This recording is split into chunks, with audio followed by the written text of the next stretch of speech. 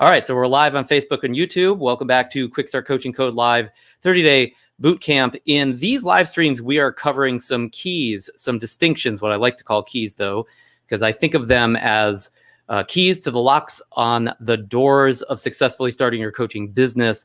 And today we are going to kind of answer a really critical question, especially for those of you that you don't feel like you're failing, but you're not quite there yet. Maybe there's some frustration around what might be happening. Maybe you feel like, or you're looking at your results or lack thereof and saying, I'm doing everything Jeff told me to do. I'm following the strategies. I'm saying the things I need to say. I'm offering coaching, but I haven't gotten a paying client yet. If that's you, then this is the perfect place to be. I mean, this is the conversation we're supposed to be having, right? So you're in the right place if that's the case. And by the way, if you just want better results, like you haven't gotten enough paying clients yet, in your opinion, then some of this is probably still going to be important to clarify, okay? And I even have diagrams for you today. So new technology that we've never used in the live stream before. Fingers crossed, it will work. All right, so anyway, this is what we're covering. Why you haven't gotten a paying client yet in the Quick Start Bootcamp. It's been, almost 3 weeks now in the bootcamp and you still haven't gotten a paying client. How could that be? Well, first, I'm just going to set aside the obvious answers, but I do want to, call attention to those so we don't forget that these are factors. They're big factors. In fact, probably most of the time, the things that are uber simple are actually the reasons why this hasn't happened yet. So let me cover those first, and then we're going to get into the real nuts and bolts of why you haven't gotten a paying client yet, if indeed that is the case, or why you hadn't gotten as many paying clients as maybe you feel like you should in 3 weeks, although I don't know what your expectations were there. So let's get into the obvious ones that I'm just going to set aside that we shouldn't really have to talk about. First of all, I'm not going to cover lag time. Okay, if you're doing all the right stuff the right ways and you're firing on all the cylinders that I'm about to share with you, and you still haven't gotten a paying client, and like it's almost we're almost in week 4, you haven't gotten a paying client yet, then sometimes it's just lag time. Sometimes it just actually takes a little bit longer than like 3 weeks to get there. Does that make sense? I mean, it's just like sometimes people take months to become a paying client. Sometimes it takes some persistence on your part to follow up with people. Sometimes people just aren't available. Sometimes there's a plague, like right now, right? Like something could be going on and it takes like 2 or 3 weeks to get to the point where you actually reach somebody or the session comes together. That's just lag time. I know that a lot of the students I've worked with, and especially clients I've worked with directly, and in my own experience, I will sometimes put, 3, 4, 5, 6 hours a week of prospecting in, do a major marketing push, and I'm like a week has gone by, 2 weeks have gone by, 3 weeks have gone by. And I'm thinking, and my clients are thinking, and my students are thinking, this isn't working. This isn't working. I mean, look at all of what I'm doing. It just doesn't work. But then all of a sudden, week 4 or 5 or 6, and we've got 3, 4, 5 clients coming in, right? And so was it that it wasn't working before? No. But why we hadn't gotten paying clients yet is because it just wasn't yet time. We were in lag time, right? I think I've shared this with you before, but this is a perfect place to reiterate. One of my original mentors and partners in the coaching business, Eric Lofholm, always liked to say, you may not get paid, or in our case, you may not get a client today. You may not get a client tomorrow, but you always get a client. You may not get a client today, you may not get a client tomorrow, but you'll always get a client. He's saying if you are actually doing the work, right? So let's say you're doing the work, you're not failing, you're really actually doing your business, right? Just don't have a paying client yet. Great. You may not get one today. You might not even get one tomorrow, but you're going to get one. Okay. And that comes from a coach and sales leader that, easily does more than $1 million a year and has mentored many individuals, including myself, on doing similar types of results. Okay. And that's my experience as well. There's, sometimes a couple months will go by, we don't get a bunch of clients. And then all of a sudden we'll get 20. There was a student, ex-student, alumni, and client of mine that I currently work with. And, he has dry spells where he'll just get like a client in a couple months.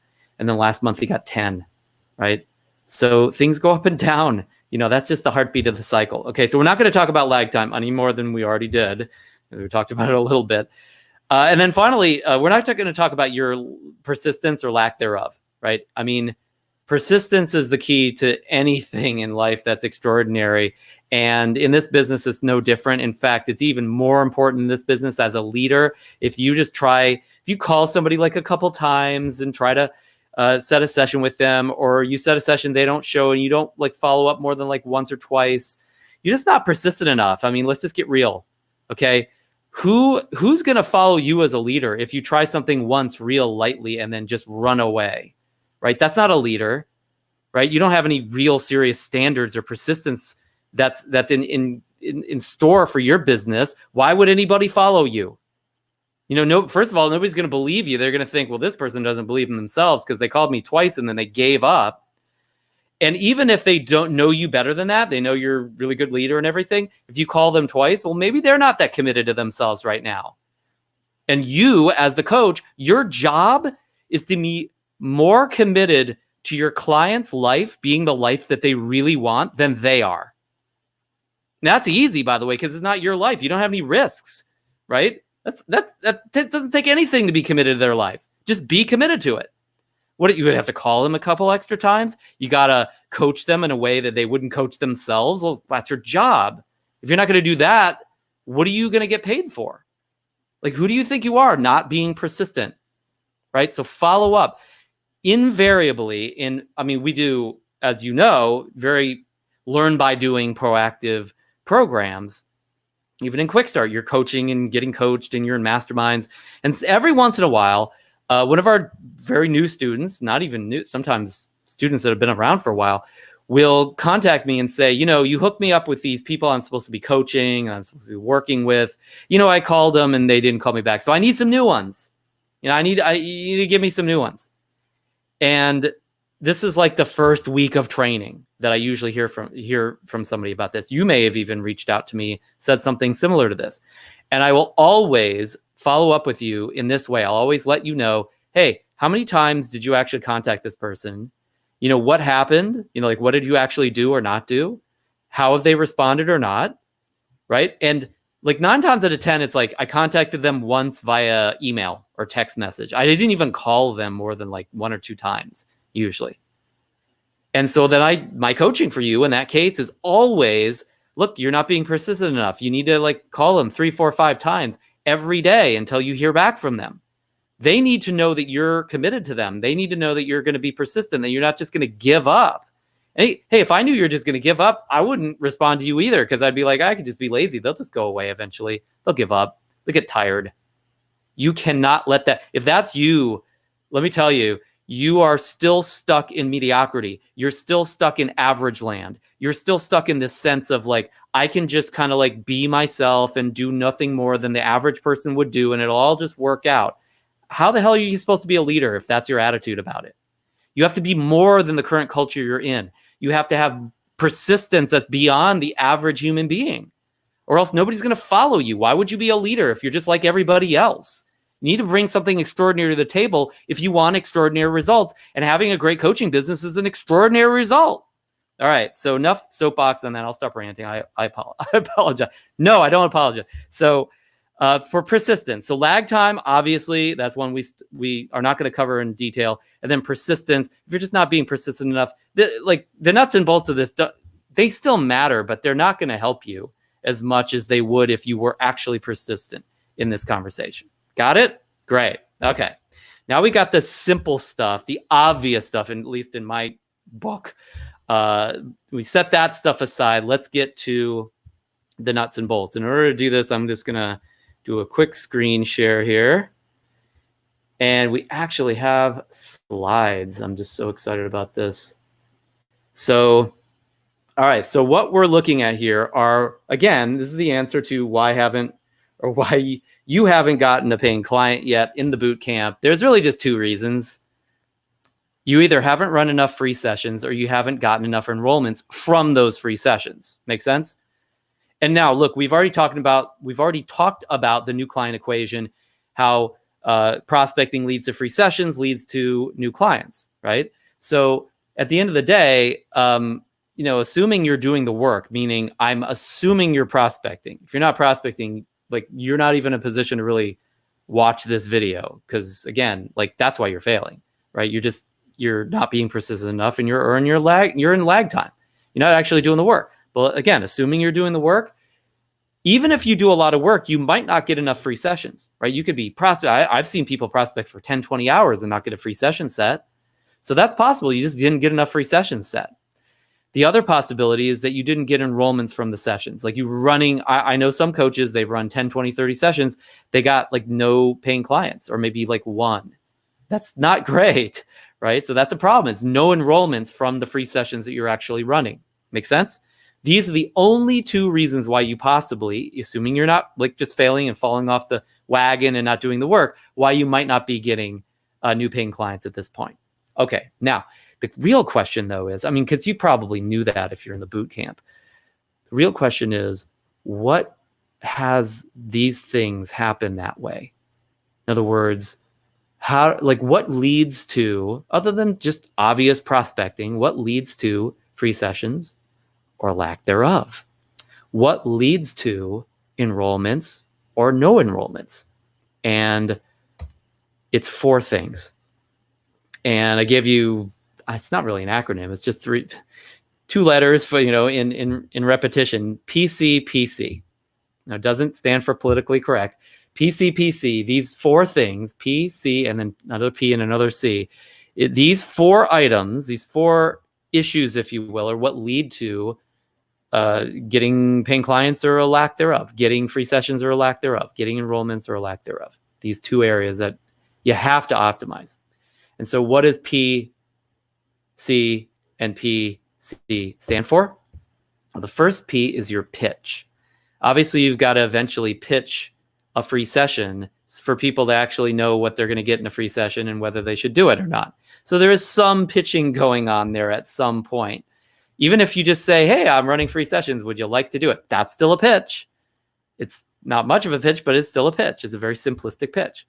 Your client, so what you might call the prospect before they're a paying client, but your potential client, who they are, what they think, and what their goals are, and what's going on for them, and their budget and all that. Well, that's going to make a difference, right? In all of this. Your pricing. I've been talking about this lately. Your pricing could be the big difference between lack of enrollments and enrollments. The price you set is going to, like, your potential client's going to compare that price to what they think the value is, whether they tell you or not. They're comparing that. And then finally, your coaching. Your coaching is a product, right? Your coaching is exactly what you're supposed to be paid for. So the value of your coaching, the worth of it to your client, like what you really deliver in that coaching, hey, that's huge. So your pitch, your client, your pricing, and your coaching, these are the 4 things that lead to free sessions and enrollments from free sessions. So what about free sessions? Like, where are the failures in free sessions coming from? Well, they only come from 2 of these 4 items. Your pitch, your free session pitch, and your client, like that combination, like how both of those are going, like who your client is and how great your pitch is, those are going to tell us whether or not you set free sessions. So if you have an amazing client, let's say you know a bunch of CEOs, but your pitch is horrible. Your pitch is like, hey, I'd like to give you coaching on, waxing your legs or something, like something that CEOs may not have an interest in, right? Something like uber specific that they don't care about. Well, great client, but lousy pitch. You're not going to have free sessions. That's a free session fail. Now, turning that around, let's say you have a phenomenal pitch, like, hey, I've got this amazing double your life satisfaction and fulfillment coaching session where you are going to get crystal clear on exactly what's getting in the way of you having the ultimate fulfillment and satisfaction and joy in your life. And you're going to have a written plan to achieve that and turn it around.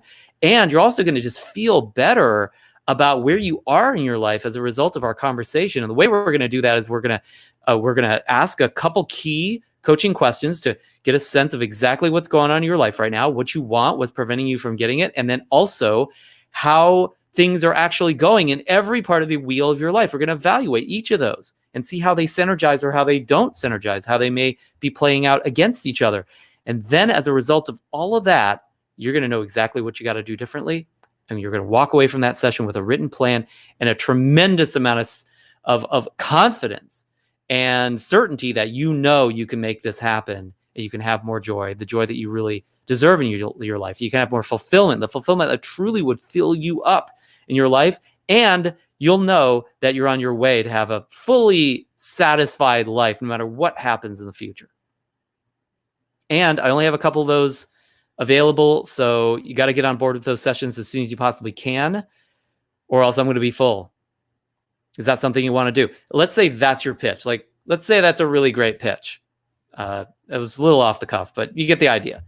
Something that anyone who actually knows, likes, and trusts you, like they think that you actually are somewhat of a leader, right? That's a part of your pitch, by the way, is you. Like, if I live in the gutter and I'm pitching a session on how to become a millionaire living in the luxury penthouse apartment, that's not a great pitch coming from you at this point. Chances are, right? So part of your pitch is the person that's making the pitch, okay? But you and the words you use and how you share it, that's your pitch. So let's say you got an amazing pitch, but the client that you're pitching to is someone who is a drug addict and they have no belief that anything's possible in their life. They have no interest in anything other than just doing their drugs. And they live in the gutter, right? And they don't really want to change anything, right? Not a great client to pitch that free session to. Okay, so you get it? It's either you got a pitch that's, if you're not getting enough free sessions, you either have a pitch that's not working, or it's not a good fit for the client, or the pitch sucks. Or your client, it's not a great client for you, or it's not a great client for anybody. And that needs to be improved. You got to find better people to pitch to, right? It's usually a combination of those two things that makes for setting a lot of great free sessions, or setting not enough free sessions or no free sessions at all. Make sense? That's it. If you're doing the work, it's one of those two things. So check your pitch. Check your potential clients that you're pitching to, and really think, it's like, are these the right people? Is this the right pitch for them? How am I doing in those areas? Do I need to improve one of those? Especially if you're not setting any free sessions, you're getting tons of rejections, or nobody even wants to set a free session with you. That could be part of it. By the way, even if you're setting a good number of free sessions, you just want to set more, you want a better hit rate for that, check those two things. All right. What about enrollment fails? If we get to, out of these 4 items, the pitch, the client, the pricing, and the coaching, which of these actually lead to enrollments within a free session or lack thereof? So enrollment fails. There's 3 of these items that lead to enrollment working out or failing. Now, the first one still is your client. Okay, so if you have somebody who's not a good prospect, let's say they don't have a budget for this at this point, or they could care less about getting coaching, or they don't believe that you could be a good coach for them. There could be a million things with your client that are just issues on their part. I mean, you can't blame yourself for that, right? It's like sometimes people are just a no. That's really fine. That's really okay. Let them go. I mean, do whatever you can to enroll them, right? Especially initially when you're just trying to get that first, second, third paying client. It's like, do all sorts of things. We're going to talk about some things you can tweak here, but you can't change your client. Now, I'll correct that only slightly, which is that during your free session, if you cause transformation for them, you may actually change your client through that session such that they become a good client for you, even if at the beginning of the session they weren't. So if you're thinking, hey, this person would be a horrible client for me, I don't want to set a free session with them, don't make that judgment yet. Just try to set the session, run the session, transform them, use the power of coaching that you have within you and between you and your client, and then let's see if they sign up. Maybe they're a great client for you all of a sudden, and maybe they still aren't, and that's their choice. That's them. That's not you. Okay, so if, at the end of the day, do everything you can, just like you would for your kids. Like if you have kids, you would give them everything. You give them all you got, right? But then at the end of the day, they're still free, autonomous human beings. Now, some of us don't like to we don't like to believe that our kids aren't like under our puppeteering, right? That we don't have total control and influence over how they're going to turn out. But at the end of the day, they're going to decide how they turn out, not us, right? There's people that have perfect upbringings and they turned out to be like the worst of the worst human beings on the planet. And there's people that have horrible upbringings that were, beaten, raped, and left for, abandoned by their parents. And they turned out to be some of the best human beings on the planet, right? So you just can't predict that, and you can't control that, right? We know that. So you give them everything you can, and then you let go, and you set them free. You let them do what they're going to do, because they are anyway, right? Same thing with your client. You give them everything you can, right? I'm not saying don't play full out and don't play at 100%. If you're not playing at 100%, that's on you.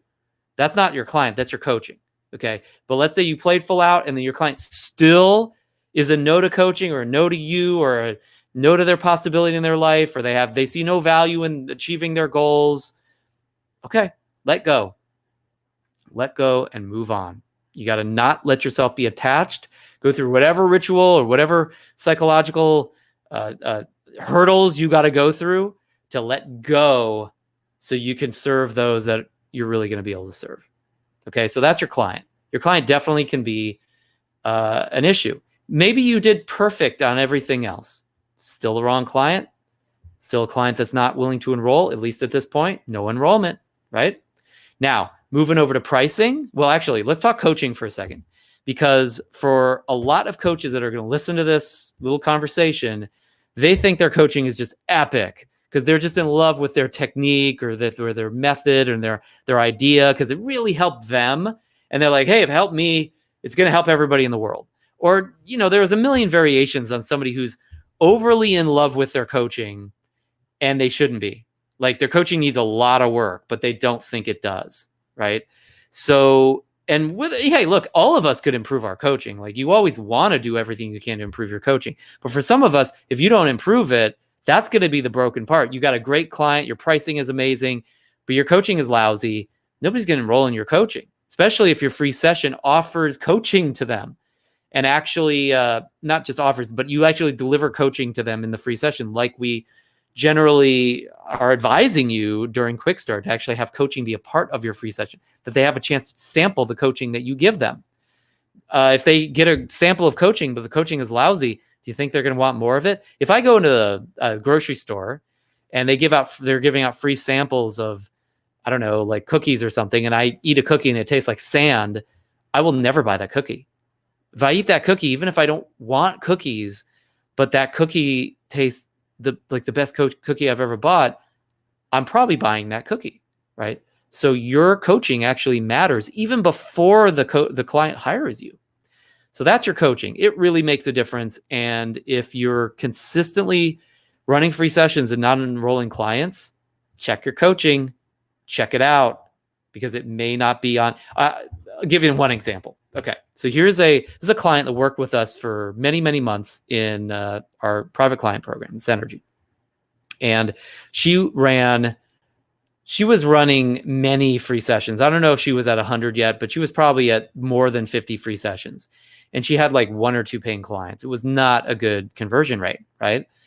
And I asked her, okay, the last like 3, 4, 5 free sessions you ran, like, what are you doing? What's going on in those free sessions? And she just took me through the paces of what she said and what she did. And it just sounded very regimented. Like, she asked them these list of questions, always the same questions for every single potential client. And then she would always give them this like scripted pitch of her coaching. And she never really coached them. And I said, well, what about this one? Like, this one client, like, what do you think their biggest issue was that you needed to coach them on? And she said, oh, it's this thing where they thought they're blaming everybody else for the reason their life is the way it is. They're a victim. And I said, well, did you speak to that during the coaching session? She said, oh, no. I just asked her some questions and then I pitched her on my coaching. I was like, well, that was the most valuable coaching you could have given them. You told me I don't need to know. I mean, I need to know because I'm coaching you about it, but they're the one that needed the coaching, you know? So why didn't you say it? Why didn't you share it with them? And she said, well, that's not in my free coaching session script to say that. So I have to do this very rigidly or else I may not be effective. And I said, look, you're not effective now. Tiff, you're not effective now. You are going through this coaching process that is not a very good coaching process with them. They can tell it's not very valuable, and they're just blowing you off because they're like, well, why would I coach with this person? This jerk doesn't even know how to coach. Or if they do, I wouldn't know. Why would I risk my my hard-earned money on this gal? And I went through another session. She told me the same stuff. It's like, yeah, I told her, Tiffany, you're holding back on the best coaching you could offer for whatever reason, because you're scared, because you don't think you're a good coach, because you're trying to follow the script that, you know, somebody told you that you're supposed to follow. That's supposed to be some magic thing. It's like, your coaching is not good unless you make it good. You got to be responsible for that. And I told her this. I said, Tiffany, you don't get to leave a free session without transforming that person, without causing a breakthrough for that client, without giving them your best coaching, even if you hate saying it, even if you're afraid, even if you think what you said they won't understand, even if you're worried that they'll reject you massively and tell your friends you're a horrible person, a horrible coach, and an idiot. You don't get that. That's not, you don't have that option. That is a no pass for you and your coaching sessions. Is that you don't get to walk away without giving them your best coaching, so that if they never talk to you again, they've already gotten the best from you and they didn't even pay you for it. That's your job. Now, look, you may have a different outlook on the way you want to coach somebody in an enrollment session. That's fine. But if your coaching is lousy in that session, I promise you that you got a 3-legged stool here, right? 3 items. Now you only got 2. Good luck with that. It's not a stable structure, and it will break this pattern. Just lousy coaching. So then she went and she started running real sessions and started giving amazing coaching. And immediately she started getting more paying clients. This was not an issue for her anymore. You know, she had other issues, there's no doubt, but that was a huge one that we had to deal with. So does that make sense? Yes, it could be your client, but it also could very well be your coaching as well. And if you've got issues there, you got to be responsible for that. Get coaching on that, break through on that, get it handled. Like, the thing that I just never had a problem with this. Thing I never had a problem with was when I ran free sessions. Every single session I ran, I knew it was the best session I could possibly give at that point. I mean, I did everything I could to make sure that was the case. And when I first started coaching, out of 10 free sessions, I would get 5 new paying clients. I was at a 50% conversion rate. I remember a partner of mine at the time, still is a partner. His name's Eric. He's a guy I mentioned just a little earlier. The first time I ever worked with him, he sent me 6 leads. He sent me 6 free sessions, people that had signed up for a free session. All I had were names and numbers. And I called them, and I was very persistent. I called one of them like probably 30, 40 times over a period of 3-4 months before I got him, before I scheduled him. So persistence, lag time, all that stuff, right? Set it aside. But out of those six sessions, I think I ran like 4 or 5 of them. I don't know that I ran all 6. I think I ultimately might have ran all 6, but forget it. This set 6, I ran quite a few sessions because I was very persistent. Did whatever I could to schedule with them. And then out of those sessions, I got 3 paying clients. And the ones that didn't sign up like wanted to, you could tell, because every one of them had a session that their life was not going to be the same after that session. It was like so different for them because I transformed them. If you can transform people with your coaching, like, you got to get that handled, or find some other value you can add with your coaching other than like transformation. So you know it's going to make enough difference. It's going to be enough valuable coaching. It's going to be enough value for your client so they'd actually want to sign up for paid coaching with you. You got to do that, in my opinion. So I got 3 paying clients out of 6. And Eric is looking at these results, and I'm sending him override checks every month. I'm sending him the money that he's making off of these new income streams. And he said, Jeff, you signed, I only gave you 6 leads. How'd you sign up 3 new paying clients? I told him what I did. And he said, okay, here's 30 leads. So I ended up getting hundreds, if not thousands of leads from that one partnership over the next decade.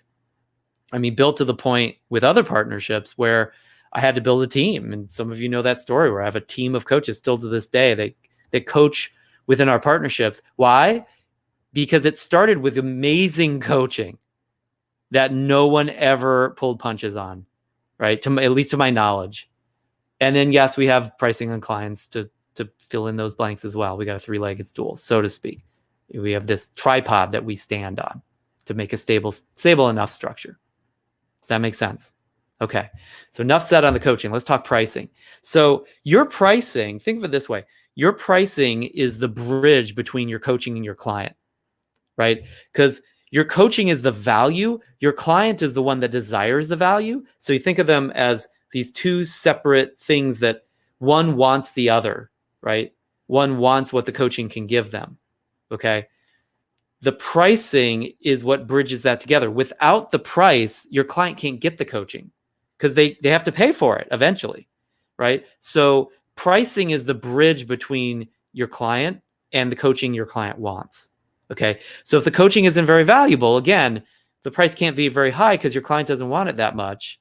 So you got to have a really low, like a really simple bridge, $50 a month, right? Something like that. If your coaching is really valuable and your client can afford it, of course, you can raise that price. You can give them a higher bridge, a higher hoop to jump through, a higher hurdle to jump across, so to speak. Farther chasm, it's a little bit more prohibitive, but your client will pay it because they know paying that is the bridge to more of that coaching. Make sense? So your client and your coaching are bridged together by pricing. So if your pricing is quite a bit less than what your client thinks your coaching is worth, then your client will sign up for coaching assuming they can afford it. I'll say that again. If your client thinks that your coaching is worth way more than whatever you're pricing it at, then as long as they can afford it, they'll sign up for your coaching. Now, again, if they can't afford it, okay, there's mitigating issues. We could talk about that. If they can't afford it, but again, they don't see the value, if they think the pricing is equal to the value they're going to get or less than the value there, or I'm sorry, the value is going to be less than the pricing, they're not going to sign up for coaching. They'll find a way out. Even if they say yes, they'll weasel their way out of it. They'll wiggle out. They'll squirm their way out of the agreement later. Just that's the way it goes. So pricing is the bridge. You just got to make sure that bridge is fair value in your client's mind, which means always unfair in their favor, right? You're always going to look at it like I'm giving way more to my client than I'm getting back. That's just the way we always, I mean, if you're not seeing it that way, then there's a good chance you might have challenges with enrolling enough clients. I don't know. I mean, maybe if you're not, then fine. But if not, then either lower your pricing or increase the value of your coaching, or both. Hell, do both, right? Why not? Especially if you got great clients, might as well. So does that make sense as far as the pricing? The pricing matters. And we talk about then the pricing video. I'll link to it in this in the tag if you haven't seen that yet. That was like in week 2, I think. So client, pricing, and coaching. If any one of these is broken, you will not get enrollments from free sessions. You have amazing pricing, amazing coaching, horrible client, no enrollment. You got an amazing client, amazing coaching, horrible pricing strategy, you won't get the client. You won't get paying clients. If you have amazing client and amazing pricing, but your coaching didn't meet those requirements, you didn't add enough value, you didn't cause the breakthrough, then you missed it. You still missed it. Coaching didn't do what it needed to. So what do you do when these things are not working out? Well, let's go back here. So if you're not setting enough free sessions, fix your pitch. Customize your pitch for each client. Work on the pitch scripts that we've given you. The free session pitch, the free session interview, the live stream that I did on this same subject. Like, work on that stuff, hybridize it, work on it, like figure out how you're going to make it really work well, and find better people. If the client is the issue, find even better people that you can pitch to. More people and better people. We're talking about quality and quantity. Moving back over to the enrollment issue, what do you do with that? Well, first thing is obviously clients matter. I've seen coaches where they're just working with, like, one of my students only worked with military and military families. And for whatever reason, their mindset about coaching is, I don't need any help. I'm self-sufficient. I do everything I'm told already. I don't need another drill sergeant. I don't want coaching, right? They probably have too much coaching in their life right now in their mind, right? Or maybe this is not in their budget because they're on kind of fixed government income. I don't know. But for whatever reason, military does not sign up for life coaching or whatever kind of coaching he was offering, right? So he needed to have a whole different world that he needed to move into in order to get the right client. So switch the client you're focused on. Switch your peer group. You could do that. There are other people in the world other than the people that you are currently pitching. Coaching, obviously, get better training. Master areas of coaching. We can help you with that, obviously. If you're not in Master Coach University, if you're not in the mastery program, master this stuff. Like if I wasn't already a master of coaching, and when I was started my business, which I was because I'd coached thousands of sessions and hundreds of clients under Tony Robbins and gotten amazing results already, then I just had to start the business. I didn't have to worry about my coaching. I always got better, but my coaching was I was already pretty masterful in that area. So I just employed what I already knew to do. You may not have that luxury yet. You may not have had the training that I had, right? So great.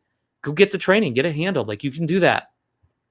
And then finally with pricing's the easiest one to change. Just fix it, like lower it, make better terms, make contingency deals with clients that are on the fence and they're not sure about the price. Like get it handled. Like you should get a paying client, even if you're not making that much money. Get a cheap client before you think you're going to get an expensive client. So those are the fixes, so to speak, and we can get into these more in our coaching sessions. But that's it. Those 4 items: your pitch, your client, your pricing, and your coaching, and in that order, because you pitch first, and then your client hears it, and they make a decision as to whether or not they're going to do a free session, and then they get the coaching from you, and then finally you give them a price for what that's going to cost ongoingly. So it really goes pitch, I think this is right, pitch, client, coaching, pricing. So really PCCP, I guess, would be a better order than what I had in the slides originally. But PCPC is probably easier to remember, I suppose. So pitch your free sessions. The client shows up, and hopefully they're the best client or they're a great client for you. And then you coach them and give them value before you ask them to pay the price, right? Great pitch, great client, great coaching, and then finally we get the money, right? That's the last step, but it's all got to work. If one of those are out, you're either going to miss out on enough free sessions or you're going to miss out on turning those free sessions into paying clients. So get these items fixed. Take an hour right now and just do some brainstorming. What areas are out of whack for you? Are you not getting enough free sessions? It's your pitch or your client then. Work that out. Get a strategy. Change it. Fix it. Are you running a bunch of free sessions, but you're not getting paying clients yet? Other than lag time and persistence, what's going on there? Is it a client? Is it a pricing issue? Is it a coaching issue?